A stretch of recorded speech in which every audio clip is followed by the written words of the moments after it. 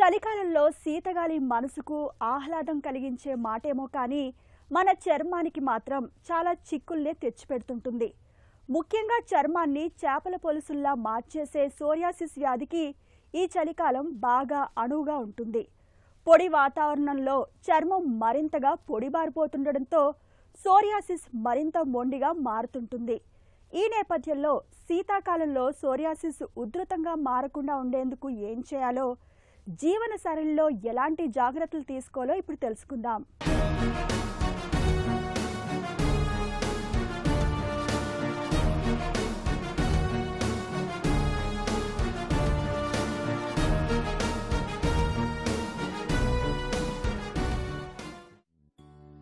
మన శరీరానికి చర్మం పెట్టని కోట. పైకి ఒకేలా కనిపించినా ఇందులో 4 పొరలుంటాయి. ఇది ఎప్పటికప్పుడు నిత్యనూతనంగానూ మారుతుంది. చర్మంలో నిరంతరం పాత కణాలు రాలిపోతుంటాయి.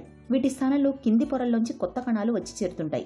ఇవి పై పొరకు చేరుకోవడానికి సాధారణంగా 30 నుండి 40 రోజులు పడుతుంది. కానీ సోరియాసిస్లో కొత్త కణాలు అతివేగంగా ఇబ్బడి ముబ్బడిగా పుట్టుకొస్తుంటాయి. కేవలం 3-4 రోజుల్లోనే పైకి వచ్చేస్తాయి. ఇవి ఒక దగ్గర పోగుపడుతూ మందంగా పొలుసులుగా ఏర్పడతాయి. పొట్టు పొట్టుగా రాలుతుంటాయి. క్రమంగా చర్మం లోపలి పొరల్లో కొత్త సూక్ష్మ రక్తనాళాలు పుట్టుకొస్తాయి. ఇవి పొలుసులను ప్రోత్సహించడంతో పాటు ఎర్రటి మచ్చలకు దారితీస్తాయి. దీంతో సమస్య ఉధృతమవుతుంటుంది. సోరియాసిస్లో ప్రధానంగా తెల్లటి పొలుసులతో కూడిన లేత గులాబీ లేదా ఎర్రటి రంగులో మందమైన మచ్చలు, మంట, దురద, నొప్పి వంటి లక్షణాలు కనిపిస్తుంటాయి. ఇవి సోరియాసిస్ రకాలను బట్టి ఒక్కొక్కరిలో ఒక్కోలా ఉంటాయి. ముఖ్యంగా చలి వాతావరణంలో సోరియాసిస్ జబ్బు మరింతగా ఉధృతమవుతుంటుంది. అయితే వ్యాధిని ప్రేరేపించే కారకాలకు దూరంగా ఉంటే తీవ్రతను తగ్గించుకోవచ్చు. సోరియాసిస్ అనే సమస్యని ఆయుర్వేదంలో ఏకకుష్టంగా చెప్పారు. ఒకటే రకమైన లక్షణంతో కూడిన ఈ యొక్క చర్మ వ్యాధి ఏదైతే ఉందో ఈ సోరియాసిస్, ఇది జీవితకాలం బాధించడానికి అవకాశం ఉంటుంది. ముఖ్యంగా ఏంటంటే ఈ రోజుల్లో దానికి చాలా రకాలైన ట్రీట్మెంట్స్ ఇచ్చినప్పటికీ కూడా దీనికి ఇతరత్ర సైడ్ ఎఫెక్ట్స్ అనేవి ఉంటాయి. కాబట్టి వీళ్ళు న్యాచురల్గా వచ్చినప్పుడు అంటే పరిస్థితిని బట్టి చికిత్స తీసుకోవడానికి తప్పనిసరి. ఏదైతే విరుద్ధాహారాలు ఏవైతే ఉంటుందో వాటిని మానేయాలి. అంటే బయట దొరికే ఆహార పదార్థాలు లాంటివి మానేయడము, అలాగే మనం తీసుకునే ఇంట్లో తీసుకునే ఆహార పదార్థాలు అంటే శరీరానికి న్యూట్రిషన్ వచ్చే పదార్థాలు ఏవైతే ఉంటాయో వాటిని తీసుకోవడం ద్వారా మనకి చర్మానికి చాలా ఉపయోగపడుతుంది. అయితే ఈ ఆటోఇమ్యూన్ ప్రాబ్లమ్స్కి ఎక్కువ C vitamin, D3, B12, P6, P3 లాంటివి చాలా చాలా ఇంపార్టెంట్. సో ఇవన్నీ తీసుకోవడం ద్వారా వీళ్ళకి చర్మానికి వ్యాధి ఎక్కువ త్వరగా పెరగకుండా ఉంటుంది. ముఖ్యంగా ఈ omega-3, omega-6 ఫ్యాటీ యాసిడ్స్ ఈ మధ్యకాలం చాలామంది తక్కువగా తీసుకుంటున్నారు. అంటే ట్రాన్స్ ఫ్యాటీ యాసిడ్స్ ఎక్కువైపోతున్నాయి.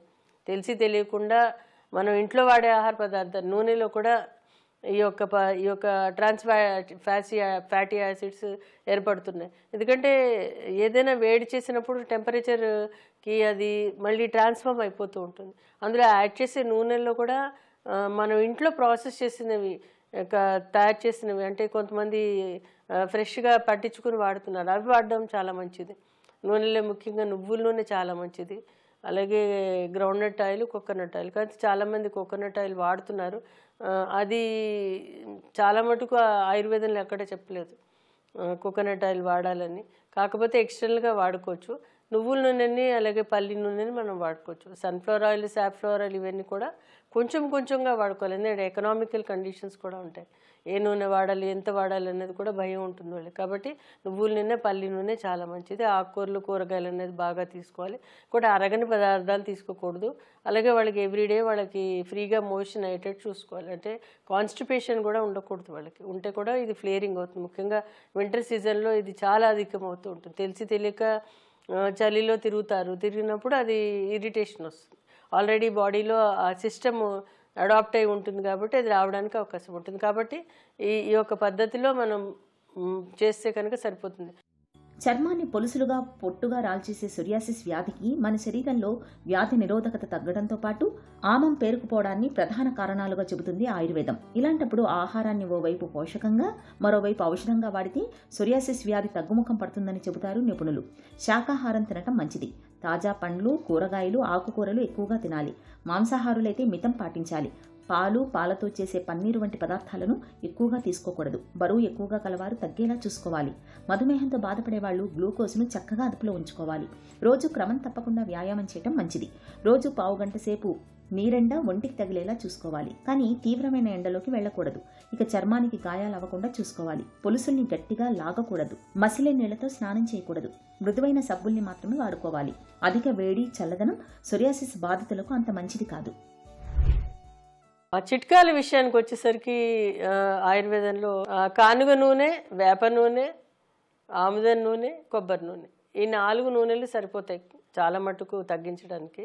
అయితే ఈ యొక్క కానుగ నూనె ఒక పార్ట్ తీసుకుని, వేప నూనె ఒక హాఫ్ పార్ట్ తీసుకుని, ఒక పార్ట్ ఆముదం నూనె, ఒక పార్ట్ కోకోనట్ అంటే కొబ్బరి నూనె, ఇవన్నీ కలిపేసి ఒక సీసాలో పెట్టుకుని అది స్నానానికి ముందర ఒంటికి రుద్దుకుని స్నానం చేస్తే కనుక చాలా బాగా పనిచేస్తాయి. ముఖ్యంగా అంటే వేప ఏం చేస్తుందంటే, వేప నూనె కొంచెం ఇన్ఫెక్షన్స్ రాకుండా, స్కిన్ ఇరిటేట్ అయిపోకుండా హెల్ప్ చేస్తుంది. మిగతావన్నీ కూడా శరీరానికి ఆ యొక్క స్కిన్కి మెత్తదనం ఇవ్వడానికి సహాయపడుతుంది. ఇది ఇంకా కొంతమందికి యాజ్ ఇట్ ఈజ్ వాళ్ళకి వాత ప్రకృతి ఉంటుంది, చాలా డ్రై స్కిన్ ఉంటుంది.